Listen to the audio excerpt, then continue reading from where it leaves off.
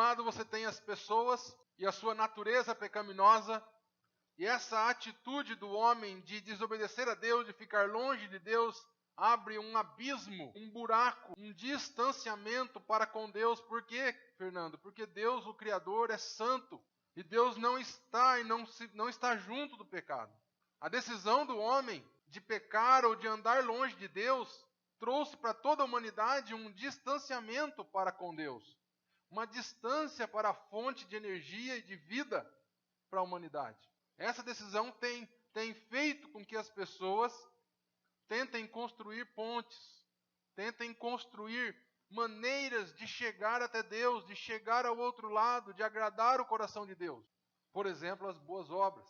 Algumas pessoas acreditam que quando fazem boas coisas, Deus fica contente com elas e se aproxima mais delas. Outra ponte são as religiões. As religiões dizem, se você praticar tudo o que nós te dissemos, tudo o que nós falamos para você, Deus vai ficar mais feliz com você e você vai ficar mais perto de Deus.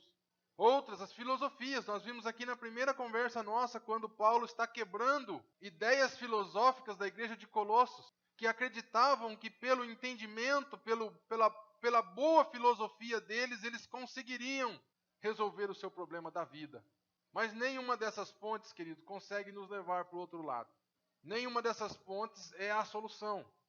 Nós acreditamos que Jesus Cristo é a ponte, que Jesus Cristo é a solução, que o que nós comemoramos na Páscoa agora, a ida dele para a cruz, é a solução para a nossa vida. A pergunta é, se eu acredito nisso, o que eu estou fazendo com isso? Existem pessoas que trabalham comigo, que estão perto de mim, que convivem comigo no meu dia a dia, que treinam comigo na academia, que sentam comigo no banco da escola. Meus filhos, nossos filhos pequeninos, muitas vezes ainda não conhecem essa verdade. Pessoas estão lendo a nossa vida, querido. Pessoas não leem a Bíblia ainda, mas já estão lendo a minha vida e a sua vida. Pessoas ainda não conseguem ler a Bíblia e entender na Bíblia que Jesus Cristo é a solução. Mas essas mesmas pessoas estão lendo a minha e a sua vida. O que será que elas estão entendendo quando elas leem a minha vida?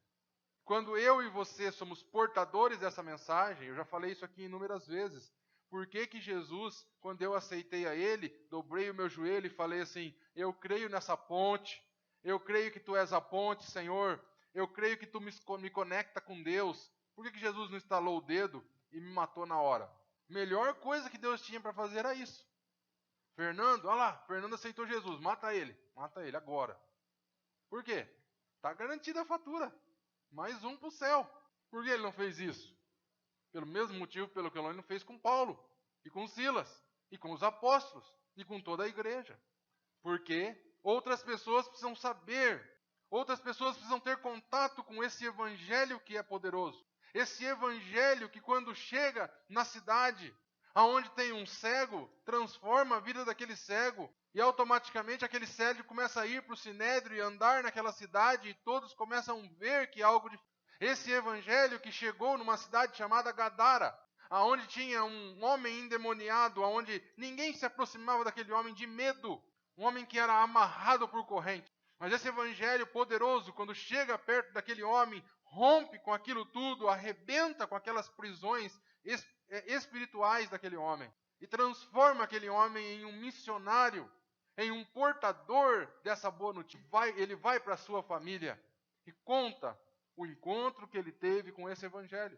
Esse evangelho que encontra com o próximo apóstolo Paulo, que ainda era Saulo, um perseguidor da igreja, um matador da igreja, mas que quando tem um encontro com esse evangelho, se rende, se abaixa, diz, eu não sou ninguém, mas Jesus é a solução.